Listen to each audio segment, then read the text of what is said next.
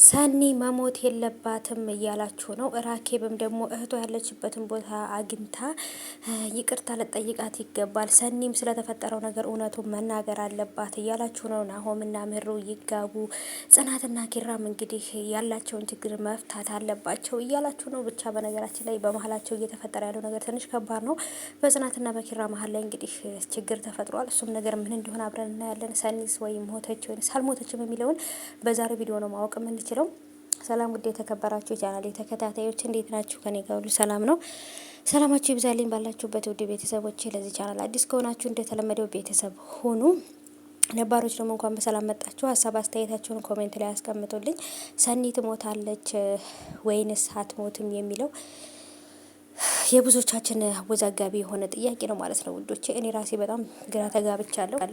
እና ቤተሰቦቼ ጨበርዬም ደግሞ እንግዲህ አመልጣ ስለመጣች ወይም ደግሞ እነሱ አመተው በር ላይ ስለጠሯት ደስ ብሎኛል። የምታውቀውን ነገር ሁሉ ለጽናትና ለኪራ ትንገራቸው የሚልም ኮሜንት አይቻለሁ። የብዙዎቻችን ሀሳብ ነው። ለምን በቃ ሰኒ ያለችበትን ሁኔታ ለማወቅና ሰኒ ያለችበትን ችግር ለመረዳት ለጽናትና ለኪራ እውነቱን መናገር አለባት። የሰማችው ነገር ሁሉ ትናገር ብያለሁ። እኔ ራሴ ከሚሉት አንዷ ነኝ ማለት ነው። ምክንያቱም ይህ ሁሉ ነገር ሰኒ ችግር ውስጥ የገባችው በኪራ የቤት ካርታ ምክንያት ነው።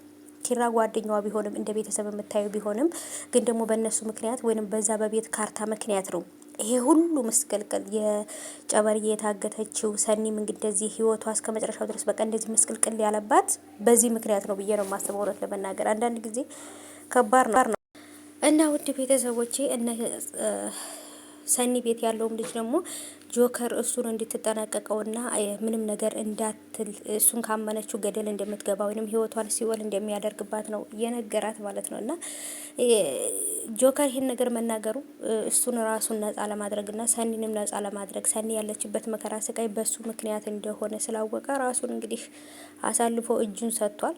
ለፖሊስ እጁን ይስጥ ወይንም ደግሞ የት ውስጥ እንደገባ ራሱ ማየት አልቻልንም። ሰኒስ ምንድነው የተፈጠረው? በህይወቷ ላይ ምን ሆነች? ሞተች ወይንስ ደግሞ ምን ተፈጠረ የሚለው ነገር አላየንም። ጆከርም ደግሞ እጁን ለፖሊስ ሰጠ ወይ እኔ ነኝ የገደልኩት ብሎ አላቅም። በጣም ትልቅ ጥያቄ ተፈጥሮብኛል፣ ግራ ተጋብቻለሁ። እስቲ እንግዲህ መጨረሻውን አብረን የምናይ ይሆናል። እውነት ለመናገር ግን አንዳንድ ጊዜ ህይወተኛ ባሰብነው ሳይሆን እሷ በፈለገችው መንገድ ነው የምትወስደን ማለት ነውና ትንሽ ከባድ ነው። ጽናትና ኪራም እንግዲህ ደግሞ በመሀላቸው ያለውን ግጭት ትተው ትዳራቸውን በፍቅር መምራት አለባቸው ብዬ አስባለሁኝ። በእርግጥ አሁን ላይ ጨበርዬንም ያገቷት እነማን ናቸው? ሰኒ ስለምን ይሄን ነገር አደረገች ምናምን ኪራ ራሱ ምንም ጽናትም ትሆን ኪራ ምንም ቦታ እየሰጧት አይደለም ብዬ አስባለሁ። የእሷን መታገት የእሷ የሆነ እንደዚህ መሆን ምናምን ግራ የተጋቡ ነው የሚመስለኝና እስቲ እንግዲህ በተለይ በኪራ ቤት ካርታ ምክንያት